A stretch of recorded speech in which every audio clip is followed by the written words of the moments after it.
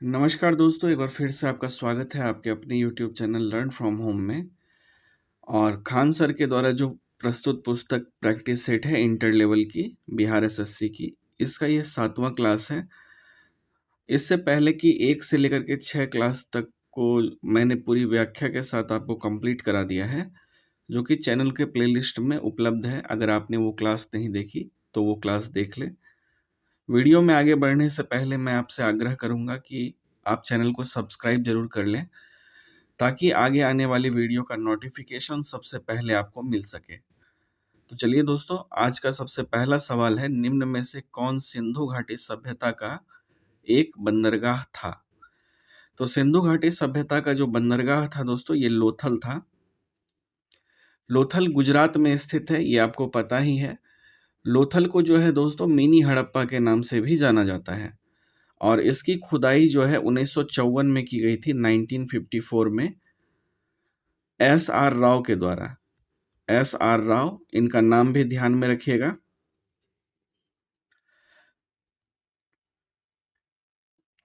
और ये जो लोथल है दोस्तों, यह एक ऐसा हड़प्पा स्थल है जहां पे गोदीवाड़ा के होने के संकेत मिले हैं, अर्थात डॉकयार्ड। यहाँ पे जहाज निर्माण का भी काम होता था। वर्तमान में जो है यह साबरमती नदी के पास स्थित है। तो इन तमाम बातों को आप ध्यान में रखिएगा। अगला प्रश्न है, गौतम बुद्ध ने धर्म चक्र प्रवर्तन का कहाँ पे प्रारंभ किया था? तो गौतम बुद्ध ने धर्म चक्र प्रवर्तन आरंभ किया था सारनाथ में। गौतम बुद्ध ने धर्म चक्र प्रवर्तन सारनाथ से आरंभ किया था। ज्ञान प्राप्ति के पश्चात भगवान बुद्ध ने अपना प्रथम उपदेश यहीं पे दिया था। और इसी उपदेश को जो है धर्म चक्र प्रवर्तन के नाम से जाना जाता है, जो कि बौद्ध मत के प्रचार प्रसार का ये एक तरह से कह सकते हैं कि आरंभ यहीं से हुआ था। नेक्स्ट क्वेश्चन है हमारा, सविनय अवज्ञा आंदोलन का संबंध किस घटना से है? तो सविनय अवज्ञा आंदोलन जो था दोस्तों, इसका संबंध था दांडी यात्रा से। महात्मा गांधी जी जो है अपने 78 अनुयायियों के साथ निकले थे। 78 अनुयायी थे। इस ऐसा भी प्रश्न पूछ लिया जाता है कि उनके साथ कितने लोग गए थे। तो महात्मा गांधी अपने 78 अनुयायियों के साथ जो है साबरमती से जो है 24 दिन की यात्रा किए थे। 24 दिन का, जो 12 मार्च से 5 अप्रैल 1930 तक चला था। ठीक है, 5 अप्रैल 1930। डेट भी ध्यान में रखिएगा दोस्तों। और 24 दिन की यात्रा करके जो है वो दांडी पहुंचे थे और वहां पर जाके नमक बनाए, नामक कानून को तोड़ा और सविनय अवज्ञा आंदोलन की शुरुआत करी थी। ठीक है। नेक्स्ट क्वेश्चन है हमारा, लाला हरदयाल का संबंध किस क्रांतिकारी संगठन से था? तो लाला हरदयाल जो था दोस्तों, ये गदर पार्टी से संबंधित है। गदर पार्टी की स्थापना हुई थी 25 जून 1913 को। अमेरिका के सैन फ्रांसिस्को में इसकी स्थापना होती है। गदर पार्टी के संस्थापक जो थे सोहन सिंह भकना थे और महासचिव जो थे ये लाला हरदयाल थे। अगला प्रश्न है, जब भारत को अपनी आजादी मिली तब भारतीय राष्ट्रीय कांग्रेस के अध्यक्ष कौन थे? आजादी के समय भारतीय राष्ट्रीय कांग्रेस के अध्यक्ष आचार्य कृपलानी थे, जेबी कृपलानी। तो जब भारत को आजादी मिली थी तब भारतीय राष्ट्रीय कांग्रेस के अध्यक्ष जो थे आचार्य कृपलानी ही थे। कृपलानी भारत के स्वतंत्रता संग्राम के सेनानी और गांधीवादी, समाजवादी तथा एक राजनेता थे। आचार्य कृपलानी का दोस्तों पूरा नाम था जीवट राम भगवान दास कृपलानी। जेबी कृपलानी इन्हें संक्षेप में कहा जाता है। ऐसे पूरा नाम है इनका जीवट राम भगवान दास कृपलानी, और इन्हें सम्मान से जो है आचार्य कृपलानी कहा जाता था। नेक्स्ट क्वेश्चन है, ब्रिटिश सम्राट के अधीन नियुक्त भारत का प्रथम वायसराय कौन था? तो ये वायसराय था लॉर्ड कैनिंग दोस्तों। यह भारत जो ब्रिटिश भारत था, ब्रिटिश समाज के अधीन नियुक्त भारत का प्रथम वायसराय लॉर्ड कैनिंग था। और इसका कार्यकाल जो चला था ये 1856 से लेकर के 1862 तक रहा था। इसी दौरान गवर्नर ऑफ इंडिया एक्ट पारित हुआ था 1858 में। ठीक है। और गवर्नर जनरल ऑफ इंडिया को ही वायसराय घोषित कर दिया गया था इसके तहत। नेक्स्ट क्वेश्चन है, चिपको आंदोलन का आरंभ कहाँ हुआ था? तो चिपको आंदोलन जो था दोस्तों, ये हुआ था उत्तराखंड में। यह भारत के उत्तराखंड राज्य में किसानों ने वृक्षों की कटाई का विरोध करने के लिए किया था। और यह आंदोलन जो था तत्कालीन उत्तर प्रदेश के चमोली जिले में हुआ था। अगर ईस्वी की बात करें तो 1973 में हुआ था, ये आरंभ हुआ था और एक दशक के अंदर यह पूरे उत्तराखंड क्षेत्र में फैल गया था। चिपको आंदोलन की एक मुख्य बात थी कि इसमें स्त्रियों ने भारी संख्या में भाग लिया था। तो इन पॉइंट्स को भी ध्यान में रखिएगा दोस्तों। नेक्स्ट क्वेश्चन है, ब्रिटेन द्वारा चीन विजय की शुरुआत हुई थी। तो ब्रिटेन के द्वारा चीन विजय की शुरुआत हुई थी अफीम युद्ध से। ब्रिटेन द्वारा चीन विजय की शुरुआत जो है अफीम युद्ध के दौरान हुई थी। 19वीं सदी के मध्य में चीन और मुख्यतः ब्रिटेन के बीच लड़े गए दो युद्ध को अफीम का युद्ध कहते हैं, जिसमें से पहला युद्ध जो है 1839 से लेकर के 1842 तक चला था और दूसरा युद्ध जो है 1856 से लेकर के 1860 तक चला था। ठीक है, 1856 से 60 चला एक, पहला वाला 1839 से 1842 तक चला था और दूसरा वाला 1856 से 1860 तक चला था। नेक्स्ट क्वेश्चन है, इंग्लैंड में किस वर्ष ग्लोरियस रिवॉल्यूशन अर्थात गौरवशाली क्रांति हुई थी? तो गौरवशाली क्रांति दोस्तों इंग्लैंड में हुई थी 1688 ईस्वी में।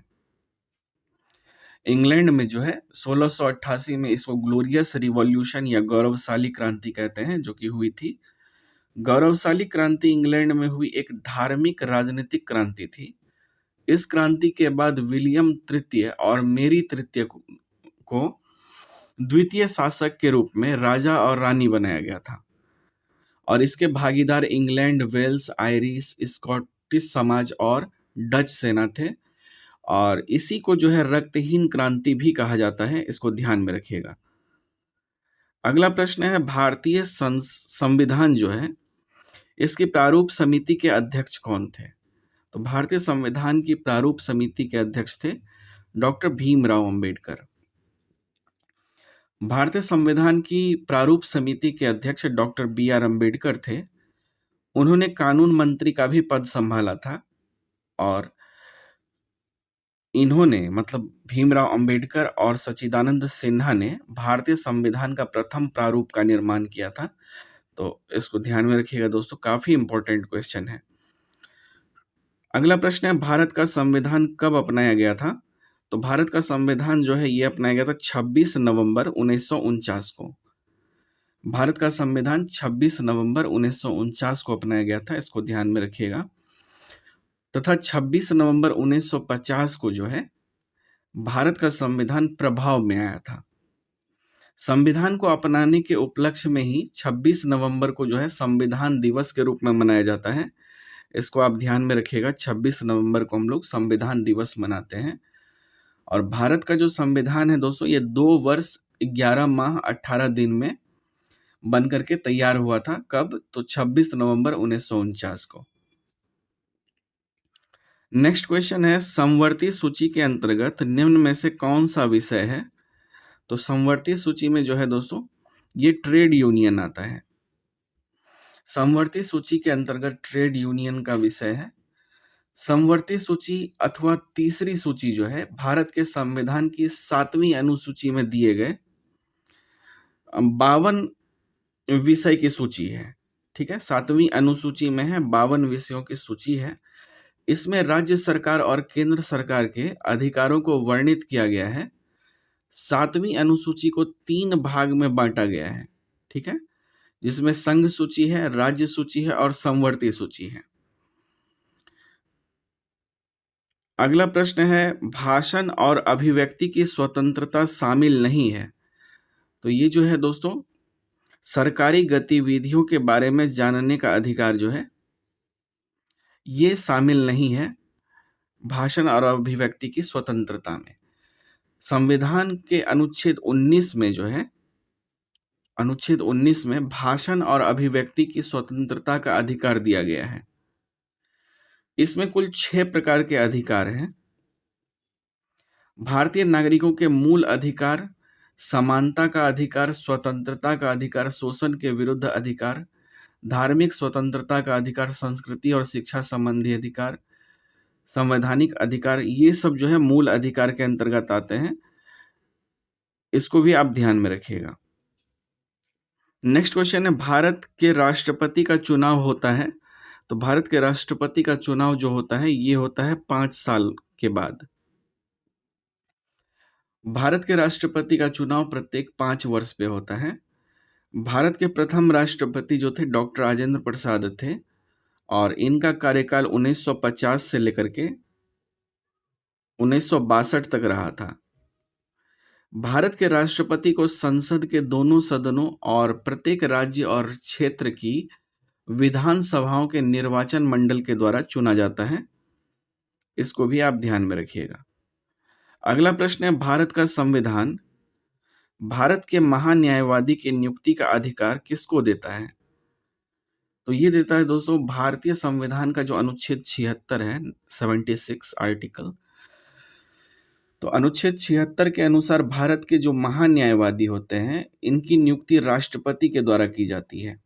महान्यायवादी का कार्य जो है न्यायालयों में सरकार का वकील एवं मुख्य सलाहकार बनना है। वह सदन की कार्रवाई में भाग ले सकता है परंतु उसके पास वोट देने का अधिकार जो है नहीं होता है। तो आइए देखते हैं इसके ऑप्शंस को। जी हाँ, तो ये जो है राष्ट्रपति के द्वारा चुना जाता है महान्यायवादी को। अगला प्रश्न है, निम्नलिखित में से कौन सी समिति चुनाव सुधार से संबंधित नहीं है? तो इसमें से जो वाई की अलग समिति है दोस्तों ये चुनाव से संबंधित नहीं है। वाई की अलग समिति जो है चुनाव सुधार से संबंधित नहीं है। बाकी दिनेश गोस्वामी समिति, तारकुंडे समिति और इंद्रजीत गुप्ता समिति जो है ये सभी चुनाव सुधार से संबंधित हैं। अगला प्रश्न है, महापौर निम्नलिखित में से किसका प्रमुख होता है? तो महापौर जो होता है ये नगर निगम का प्रमुख होता है। महापौर किसी नगर के प्रशासक को कहते हैं। कई बार महापौर का चुनाव उस नगर में रहने वाले लोगों के द्वारा किया जाता है और अन्य कई बार जो है यह निर्णय केंद्र सरकार के द्वारा लिया जाता है कि नगर निगम का महापौर कौन होगा। ठीक है। अगला प्रश्न है, ईवीएम का मतलब क्या है? तो ईवीएम का मतलब होता है दोस्तों इलेक्ट्रॉनिक वोटिंग मशीन। ईवीएम का पूरा मतलब फुल फॉर्म हो गया इलेक्ट्रॉनिक वोटिंग मशीन। और इलेक्ट्रॉनिक वोटिंग मशीन जो है 1982 में ईवीएम का जो है सबसे पहली बार प्रयोग किया गया था। इसको भी ध्यान में रखिएगा। 1982 में ईवीएम का सबसे पहले प्रयोग किया गया था।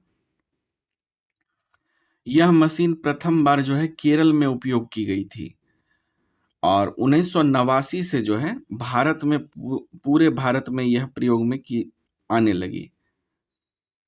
केरल में सबसे पहली बार यूज हुआ था। 1982 में ईवीएम का सबसे पहला प्रयोग किया गया था। भारत में जो है 1989 से जो है इसको प्रयोग में लाया जा रहा है पूरे भारत में। अगला प्रश्न है, केंद्र सरकार में वर्तमान महिला एवं बाल विकास मंत्री कौन है? तो ये है दोस्तों स्मृति ईरानी। 2016 में केंद्र में महिला एवं बाल विकास मंत्री मेनका गांधी थी और वर्तमान में जो है बाल एवं महिला विकास मंत्री स्मृति ईरानी है। इनको ध्यान में रखिएगा। अगला प्रश्न है, निम्नलिखित में से किसकी हमारे सौरमंडल के एक ग्रह के रूप में गणना नहीं होती है? तो ये है दोस्तों प्लूटो। प्लूटो जो है इसकी ग्रह के रूप में गणना नहीं होती है। प्लूटो की सौरमंडल में एक ग्रह के रूप में गणना नहीं होती है। पहले प्लूटो को सौरमंडल का सबसे भारी ग्रह माना जाता था। इसका आकार और द्रव्यमान काफी छोटा है और प्लूटो को जो है सूर्य की परिक्रमा करने में 247 वर्ष लग जाते हैं अगला प्रश्न है हमारा, भूमध्य रेखा जो है, भूमध्य रेखा निम्न में से किस देश से होकर गुजरती है? तो भूमध्य रेखा गुजरती है केन्या से होकर के। भूमध्य रेखा प्रशांत महासागर, अंटार्कटिक महासागर और हिंद महासागर से होकर गुजरती है। भूमध्य रेखा जो है यह 13 देश से होकर के गुजरती है, कुल 13 देश से होकर गुजरती है। इसमें इक्वाडोर आता है, कोलंबिया आता है, Brazil, Sao Tome Principe, Congo गणराज्य, कांगो का लोकतांत्रिक गणराज्य, Uganda, Kenya, Somalia, Maldives, Indonesia और किरिबाती। इतने सारे देशों से होकर 13 देश से होकर के गुजरती है। अगला प्रश्न है दोस्तों, निम्नलिखित में से कौन सा शहर 2 महाद्वीपों में फैला हुआ है? तो 2 महाद्वीपों में फैला हुआ है इस्तांबुल। इस्तांबुल जो है 2 महाद्वीपों में फैला हुआ है। इस शहर को 7 पहाड़ियों का शहर भी कहा जाता है, क्योंकि इसमें जो है, इसमें सबसे प्राचीन क्षेत्र 7 पहाड़ियों पर बने हुए हैं। और 1874 में, 1874 में एक भूकंप आया था। इसके बाद जो है इस्तांबुल के ढके हुए बाजार का अधिकांश हिस्सा जो है तबाह हो गया है। इसको भी ध्यान में रखिएगा। अगला प्रश्न है, फर वनस्पति निम्न में से किससे संबंधित है? तो फर वनस्पति संबंधित है अल्पाइन वन से। अल्पाइन वन से संबंधित है। अल्पाइन वन उन प्रदेशों में पाए जाते हैं जिसमें हिमालय की ऊंचाई 25 से 35 मीटर तक होती है, और इसकी विशेषता है छोटे और कम ऊंचे शंकु वृक्ष, देवदार के वृक्ष आदि वृक्ष हैं। ठीक है दोस्तों। अगला प्रश्न है, निम्न में से कौन सी नदी सबसे लंबी है? तो सबसे लंबी नदी जो है अमेजन है। अमेजन नदी विश्व की दूसरी सबसे लंबी नदी है, और यह जो है साउथ अमेरिका में है, दक्षिण अमेरिका में है। अमेजन बेसिन विश्व का सबसे बड़ा बेसिन है। यह ब्राजील, पेरू, बोलीविया, कोलंबिया और इक्वाडोर से होकर के बहती है। अमेजन समुद्र की वैश्विक नदी के निर्वहन का जो है 20% का प्रतिनिधित्व करती है। ठीक है दोस्तों। अगला प्रश्न है, गंगा नदी सफाई कार्यक्रम के साथ सहयोग कर रहा है। तो इसमें से जो है जर्मनी ये गंगा नदी की सफाई में सहयोग कर रहा है। जर्मनी यूरोप महाद्वीप में स्थित एक प्रमुख देश है, और जर्मनी की राजधानी जो है बर्लिन है। इसकी सीमाएं Denmark, Poland, Austria, Switzerland, France, Belgium और नीदरलैंड के साथ लगती है। अगला प्रश्न है, मुर्गियों एवं अंडों का अत्यधिक उत्पादन होना क्या कहलाता है? तो मुर्गी और अंडा का जो अत्यधिक उत्पादन होगा तो ये कहलाएगा रजत क्रांति। मुर्गियों एवं अंडों का अत्यधिक उत्पादन जो है दोस्तों रजत क्रांति कहलाता है। मांस और पोल्ट्री का अधिक उत्पादन गुलाबी क्रांति कहलाता है, और उर्वरक से अधिक उत्पादन को जो है भूरी क्रांति कहते हैं। इसको आप ध्यान में रखिएगा। अगला प्रश्न हमारा, निम्न में से कौन सी बगान फसल नहीं है? बगान फसल जो नहीं है उसको चुनना है। तो ये जो मोटे अनाज हैं ये बगान फसल नहीं है। मोटे अनाज जो है बगान फसल नहीं है। बाकी जौ, राई, ज्वार, अनाज ये सब मोटे अनाज की श्रेणी में आते हैं। चाय, कॉफी और काजू जो है ये महंगी फसल है। अगला प्रश्न है, निम्न में से कौन सी रबी फसल नहीं है? तो रबी फसल जो है इसमें से चावल नहीं है। चावल एक रबी फसल नहीं है। यह फसल जो है अक्टूबर से मार्च के बीच में उगाई जाती है। इसके उदाहरण हैं राई, गेहूं, चना आदि। यह व्यावसायिक कृषि का ही एक रूप है जहां फसलों के लाभ के लिए कृषि की जाती है। हमारे देश की कृषि को जो है उच्च उत्पादकता और रोजगार के साथ विदेशी मुद्रा अर्जित करने में जो है विशेष योगदान देती है। तो इस प्रकार से हमारे देश में खेती की जाती है। अगला प्रश्न है, 2011 की जनगणना जनसंख्या के अनुसार भारत के किस राज्य की सर्वोच्च साक्षरता दर है? 2011 की जनसंख्या, यहाँ जनगणना ही होगा दोस्तों, ठीक है, जनसंख्या नहीं, जनगणना होगा। तो 2011 की जनगणना के अनुसार किस राज्य की सर्वोच्च साक्षरता है? तो ये है दोस्तों केरल राज्य का।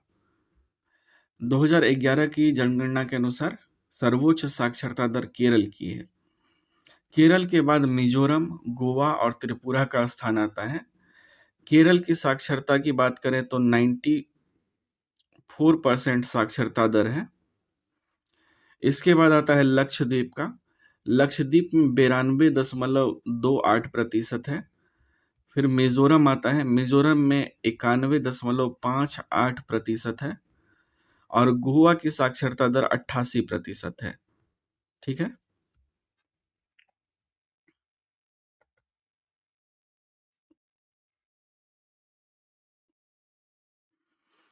अगला प्रश्न है, रॉबिन्स के अनुसार निम्न में से कौन सा केंद्रीय आर्थिक समस्याओं के लिए उत्तरदायी नहीं है? तो इसमें से जो असीमित आवश्यकताएं हैं, यह जो है इसके लिए जिम्मेवार नहीं है। रॉबिन्स के अनुसार जो है असीमित आवश्यकताएं केंद्रीय आर्थिक समस्याओं के लिए उत्तरदायी नहीं है। भारत में केंद्रीय आर्थिक समस्या जो है 1991 में आई थी, 1991 में, जब भारत को अंतर्राष्ट्रीय मॉनेटरी फंड से ऋण लेना पड़ा था। ठीक है दोस्तों। अगला प्रश्न है, गृहस्थियों द्वारा खरीदी गई उपभोक्ता वस्तुओं तथा सेवाओं की औसत कीमत को मापने वाला एक सूचकांक कौन सा है? तो इसका सूचकांक है दोस्तों उपभोक्ता कीमत सूचकांक। स्त्रियों के द्वारा खरीदी गई उपभोक्ता वस्तुओं तथा सेवाओं की जो औसत कीमत मापने वाला सूचकांक है, इसे उपभोक्ता कीमत सूचकांक कहते हैं। इसमें 50% से अधिक योगदान जो है तेल और खाद्य वस्तु को दिया जाता है। थोक कीमत सूचकांक में सेवाओं और तेल की औसत कीमत को ही मापा जाता है और इसे जो है सीएसओ के द्वारा संचालित किया जाता है, केंद्रीय सांख्यिकी संगठन। अगला प्रश्न है दोस्तों, वर्ष 1887 में इलाहाबाद विश्वविद्यालय की स्थापना किसने की थी? तो इलाहाबाद विश्वविद्यालय की स्थापना जो है ये सर विलियम मुइर के द्वारा की गई थी।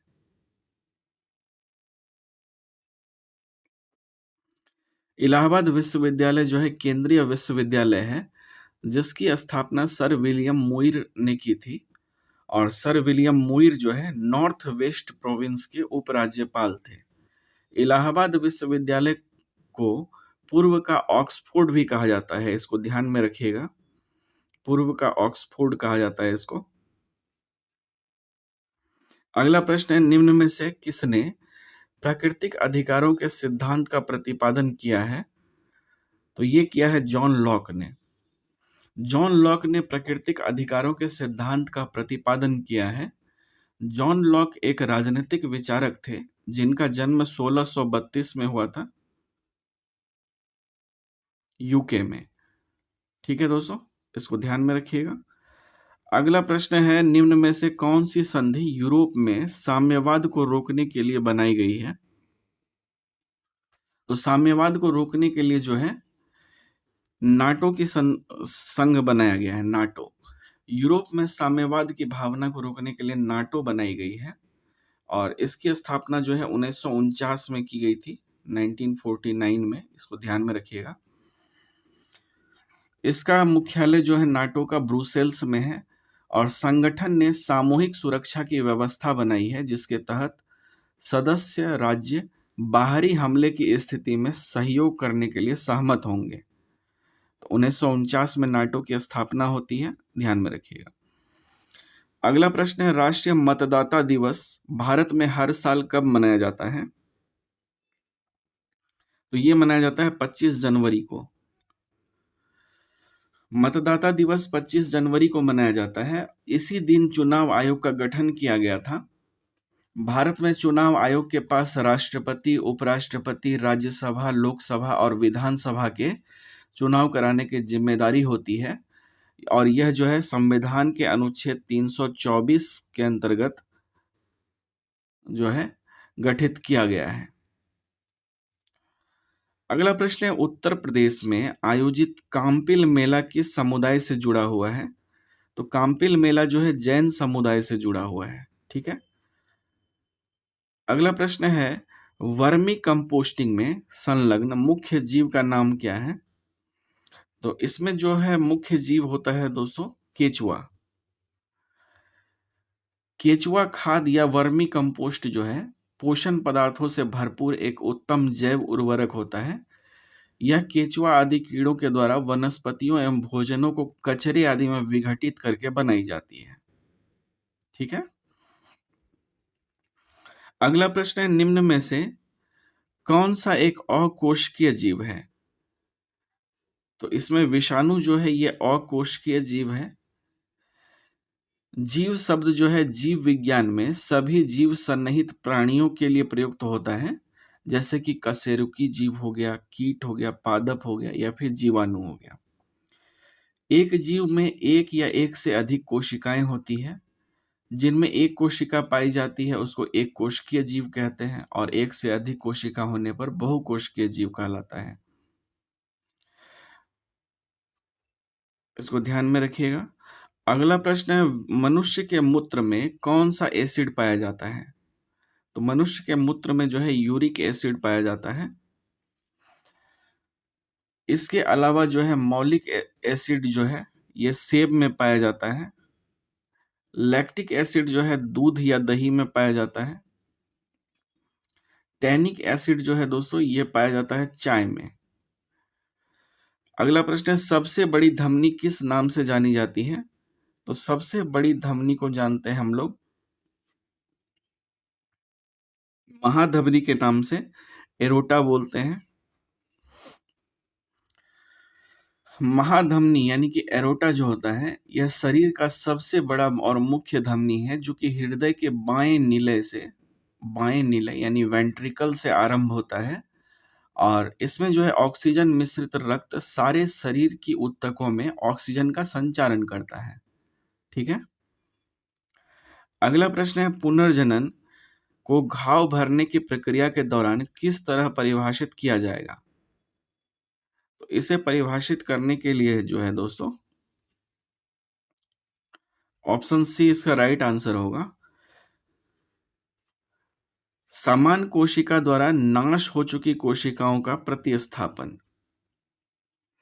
त्वचा के घाव के बंद होने के उत्थान या मरम्मत द्वारा महसूस किया जा सकता है, जबकि उत्थान ऊतक के विशिष्ट प्रतिस्थापन का वर्णन करता है।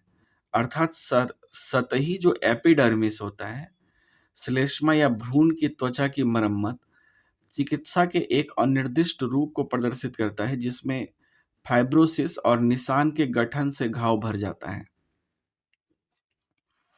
अगला प्रश्न है, वंशागति का क्रोमोसोमवाद का सिद्धांत किसने प्रस्तुत किया था? तो ये किया था सटन और बोवेरी ने। सटन बोवेरी गुणसूत्री सिद्धांत आनुवंशिकी का एक मूलभूत एकीकृत सिद्धांत है, जो गुणसूत्रों को आनुवंशिक सामग्री के वाहक के रूप में पहचानता है। यह सही ढंग से मेंडल के नियमों द्वारा आवश्यक युग्मित कणों के साथ गुणसूत्रों की पहचान करके मेंडल की वंशगति के नियमों के अंतर्गत व्याख्या करता है। अगला प्रश्न है, निम्न में से कौन सी दवा एक पीड़ाहारी है? तो पीड़ाहारी जो है इसमें दोस्तों नोवल जीन है। नोवल जीन में पैरासीटामोल और कैफीन का संयोजन होता है। यह एक दर्द निवारक दवा है जिसका उपयोग विभिन्न प्रकार के दर्द जैसे सिर दर्द, माइग्रेन, दांत दर्द के इलाज के लिए किया जाता है। ठीक है। अगला प्रश्न है, पादपों में प्रकाश संश्लेषण के दौरान बनने वाला प्रथम अस्थायी उत्पाद क्या है? तो ये है पायरुविक एसिड। पायरुविक एसिड जो है एक उत्पाद है जो कि प्रकाश संश्लेषण के दौरान बनता है।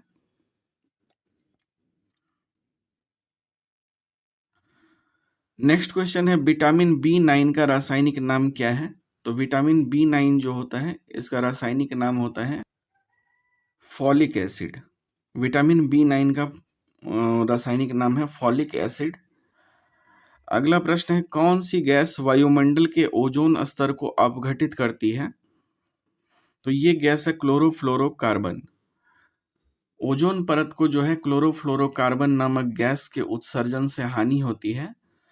क्लोरोफ्लोरोकार्बन मुख्य रूप से एसी और रेफ्रिजरेटर से निकलती है। वायुमंडल के समताप मंडल में ओजोन परत पाई जाती है और यह सूर्य से आने वाली पराबैंगनी किरणों को अवशोषित करके पृथ्वी की रक्षा करती है। इसी कारण इसे पृथ्वी का सुरक्षा कवच भी कहा जाता है। ठीक है। अगला प्रश्न है, निम्न में कौन सा मूल मात्रक नहीं है? तो इसमें से मूल मात्रक जो है दोस्तों, ये कौन सा नहीं है बताना है। तो ओम जो है ये मूल मात्रक नहीं है। मीटर लंबाई का मूल मात्रक होता है सेकंड समय का, और विद्युत धारा का एम्पियर जो है ये मूल मात्रक होता है, लेकिन ओम जो है कोई मूल मात्रक नहीं है। अगला प्रश्न है हमारा, V equal to u plus AT जानकारी देता है। किसकी जानकारी देता है? तो ये जानकारी देता है वेग समय जो है एक कार्य है, इसकी जानकारी देता है। समीकरण V बराबर यू प्लस AT, जहां पे U का मतलब क्या है? U का मतलब हो गया वस्तु का प्रारंभिक वेग,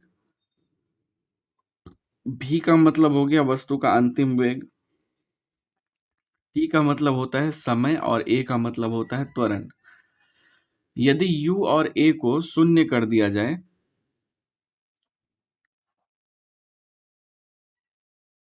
तो यह समीकरण वेग और समय के संबंध की व्याख्या करता है।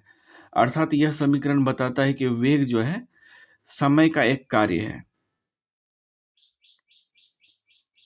अगला प्रश्न है, बल का विमीय समीकरण क्या है?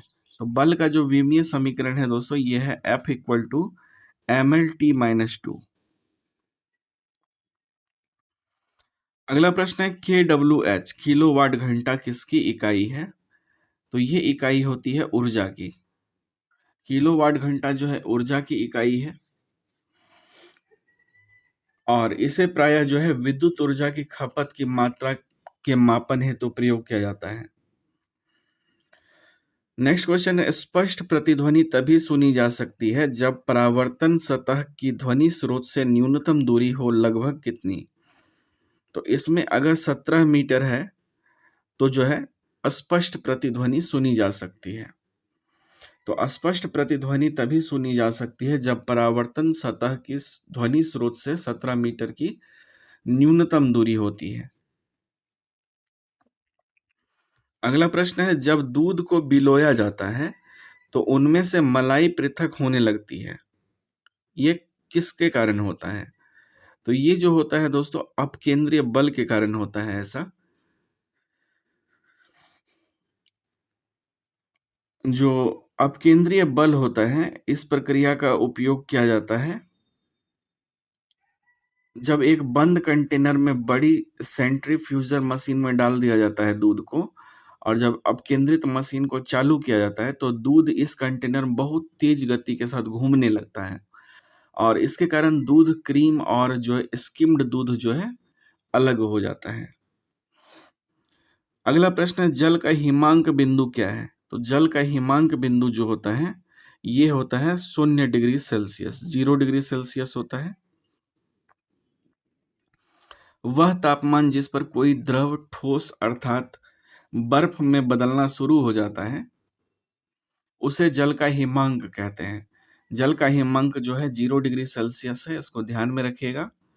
अगला प्रश्न है, श्वेत प्रकाश की एक किरण कांच के प्रिज्म पर आपतित होती है, वह प्रकाश वर्ण जो कांच के प्रिज्म से गुजरने पर अधिकतम विचलित होता है कौन सा होगा? तो वो होता है दोस्तों बैगनी।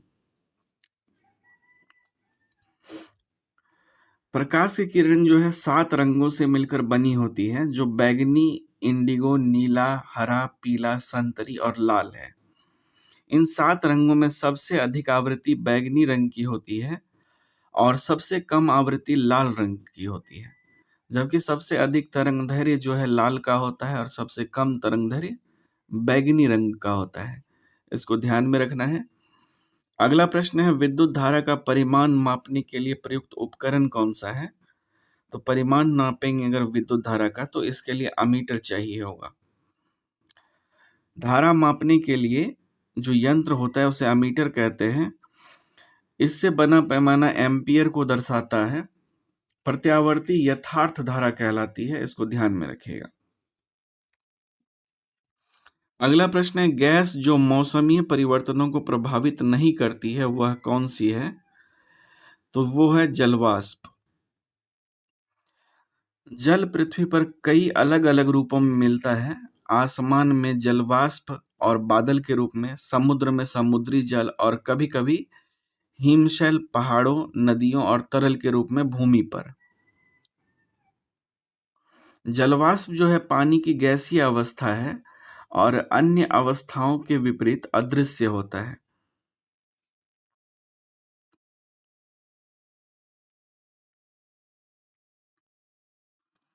अगला प्रश्न है, निम्नलिखित में से कौन सा विद्युत का कुचालक है? तो इसमें से जो प्लास्टिक है दोस्तों, ये विद्युत का कुचालक है। जो विद्युत धारा के प्रवाह में ज्यादा अवरोध उत्पन्न करते हैं वह कुचालक कहलाते हैं, जैसे कि रबड़, प्लास्टिक, लकड़ी इत्यादि। विद्युत धारा के प्रभाव में बहुत ज्यादा अवरोध उत्पन्न करते हैं वे इंसुलेटर या अवरोधक कहलाते हैं। विद्युत धारा का सबसे अच्छा जो सुचालक है वो चांदी है। ठीक है। अगला प्रश्न है, बोर की परिकल्पना के अनुसार स्थिर कक्षक का कोणीय संवेग कितना होता है? तो इसका कोणीय संवेग होता है दोस्तों NH/2 पाई। इलेक्ट्रॉन जो होता है नाभिक के चारों ओर निश्चित वृत्ताकार पथ में गति करते हैं, जिन्हें कक्षा, कोश या ऊर्जा स्तर कहा जाता है।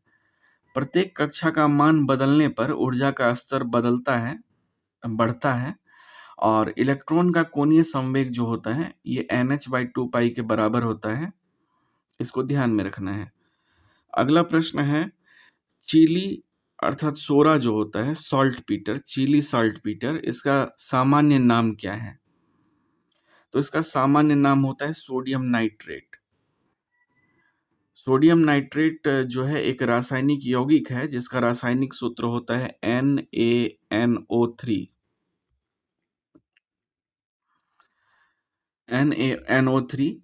इसे को जो है दोस्तों चीली सॉल्ट पीटर भी कहते हैं क्योंकि चिली में इसके विशाल भंडार पाए जाते हैं। अगला प्रश्न है, निम्नलिखित में से कौन सा एक पायरिमिडीन क्षारक नहीं है? तो ये जो गुआनिन है ये पैरामिडीन क्षारक नहीं है। गुआनिन डीएनए और आरएनए में पाया जाने वाला एक न्यूक्लिक अम्ल है। डीएनए और आरएनए में एडेनिन, थाइमिन, साइटोसिन और यूरेसिल, साथ ही साथ गुआनिन नाम के न्यूक्लिक अम्ल पाए जाते हैं। थाइमिन मात्र डीएनए में पाया जाता है। डीएनए का अर्थ होता है deoxy ribo nucleic acid. Thymine nucleic अम्ल और आरएनए में उपस्थित 4 क्षारकों में से एक है। यह सब मिलकर ATCG बनाते हैं। साइटोसिन डीएनए और आरएनए में पाए जाने वाले 4 प्रमुख अम्लों में से एक होता है, इसको ध्यान में रखिएगा। अगला प्रश्न है, EDTA एक लिगेंड है। तो EDTA जो है दोस्तों ये हेक्साडेंटेंट लिगेंड है। रासायनिक विज्ञान में हेक्साडेंडेंट लिगेंड एक लिगेंड है जो कि 6 बंधों के साथ एक केंद्र धातु का परमाणु के साथ जुड़ा होता है, जिसका उदाहरण EDTA है, यानी कि ethyl di amine tetra acetic acid. Ethyl di tetra acetic acid. अगला प्रश्न है, निम्नलिखित में से कौन सा भौतिक परिवर्तन है? तो इसमें से जो कोका कोला पेय में नमक डालने से गैस का निकलना है, यह भौतिक परिवर्तन है।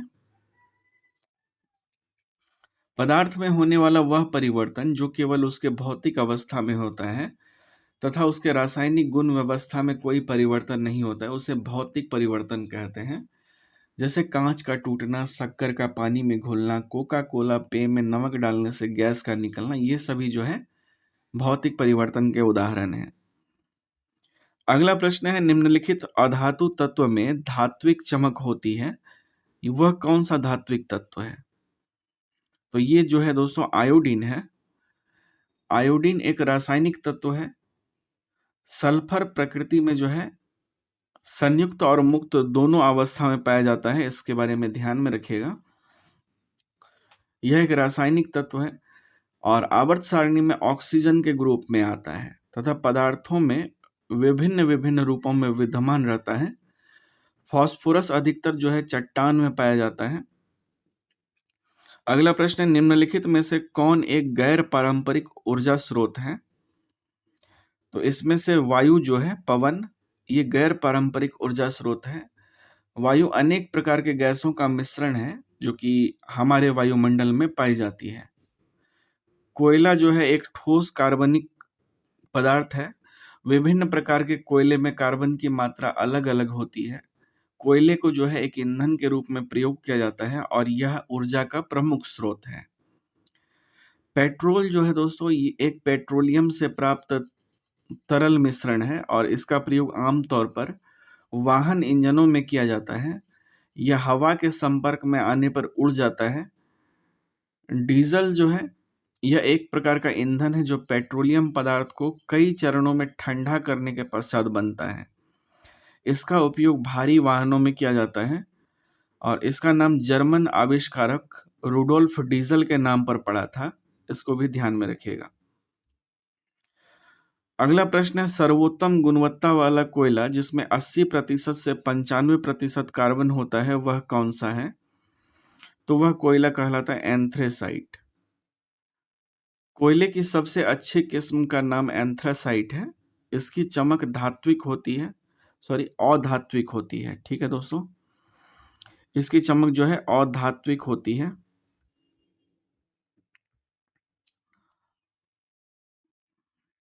टूटने पर इसके नवीन पृष्ठों में से एक उत्तल दिखाई देता है और दूसरा अवतल। इसका रंग जो है काला होता है।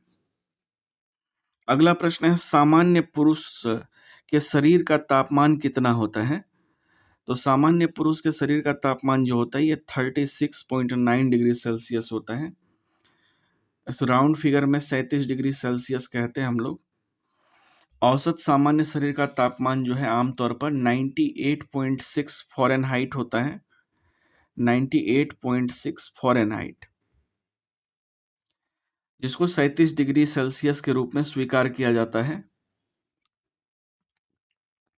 और कुछ अध्ययनों से पता चला है कि सामान्य शरीर के तापमान की एक विस्तृत श्रृंखला हो सकती है, जैसे कि 97 डिग्री सेल्सियस से 99 डिग्री फ़ारेनहाइट, 97 डिग्री फ़ारेनहाइट से लेकर के 99 डिग्री फ़ारेनहाइट तक। 100.4 डिग्री फ़ारेनहाइट तापमान का सबसे अधिक बार आपका संक्रमण या बीमारी के कारण बुखार होता है। अगर तापमान 1 डिग्री सेल्सियस बढ़ के 38 डिग्री दिखाने लगे तो इसका मतलब है कि आप बुखार से ग्रसित हैं। अगला प्रश्न है, स्वामी सहजानंद निम्न में से किससे संबंधित थे? तो स्वामी सहजानंद जो है ये बिहार में किसान आंदोलन से संबंधित है। नेक्स्ट क्वेश्चन है, बिहार किस वस्तु का दुनिया में सबसे बड़ा उत्पादक है? तो बिहार जो है दोस्तों ये अभ्रक का सबसे बड़ा उत्पादक है। नेक्स्ट क्वेश्चन है, प्रधानमंत्री स्ट्रीट वेंडर की आत्मनिर्भरता निधि यानी पीएम स्वनिधि योजना ने हाल ही में सफलतापूर्वक कितने वर्ष पूरे किए हैं? तो इसने पूरा किया है 3 वर्ष। केंद्रीय मंत्री जो हरदीप सिंह ने प्रधानमंत्री स्ट्रीट वेंडर की आत्मनिर्भरता निधि के लिए पीएम स्वनिधि योजना के 3 महत्वपूर्ण वर्षों के सफल समापन के अवसर पर इसकी सराहना की है। इसका उद्देश्य था स्वरोजगार, आत्मनिर्वाह और आत्मविश्वास को बहाल करके स्ट्रीट वेंडर्स को सशक्त बनाना। ठीक है, अगला प्रश्न है दोस्तों, श्रीनगर स्मार्ट सिटी प्रोजेक्ट के तहत शहर को किस वर्ष तक स्मार्ट सिटी का टैग मिल जाएगा? तो ये मिलने वाला है 2024 तक। श्रीनगर कायाकल्प के लिए पूरी तरह से तैयार है। श्रीनगर स्मार्ट सिटी प्रोजेक्ट के तहत शहर को जो है जून 2024 तक स्मार्ट सिटी का टैग मिल जाएगा। अगला प्रश्न है, भारतीय मानक याम्योत्तर रेखा अर्थात इंडियन स्टैंडर्ड मेरिडियन जो है 5 राज्यों से होकर गुजरती है, इनमें से कौन सा उन 5 राज्यों में से एक नहीं है? तो ये है दोस्तों बिहार।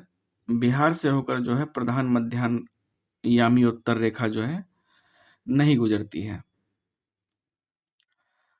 भारतीय मानक यामी उत्तर रेखा जो है भारत के 5 राज्यों से होकर गुजरती है, उत्तर प्रदेश, मध्य प्रदेश, छत्तीसगढ़, उड़ीसा और आंध्र प्रदेश। ठीक है। भारतीय संविधान को लिखने वाले संविधान सभा के उपाध्यक्ष कौन थे? तो उपाध्यक्ष थे दोस्तों एच.सी. मुखर्जी। हरेंद्र कुमार मुखर्जी बंगाल के शिक्षाविद, प्रमुख ईसाई नेता थे। उन्हें भारतीय संविधान सभा के निर्मात्री समिति के उपाध्यक्ष के रूप में चुना गया था। इसको ध्यान में रखिएगा। अगला प्रश्न है, स्वतंत्रता से पूर्व भारत में गरीबी की अवधारणा पर चर्चा करने वाले सर्वप्रथम व्यक्ति कौन थे? तो गरीबी की अवधारणा पर विचार करने वाले पहले व्यक्ति जो थे दोस्तों,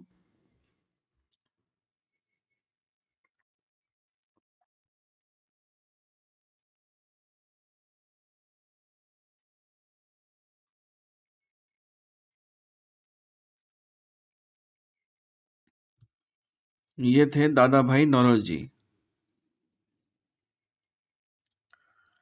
भारत की राष्ट्रीय आय की गणना करने का पहला प्रयास दादा भाई नौरोजी ने किया था 1867 में।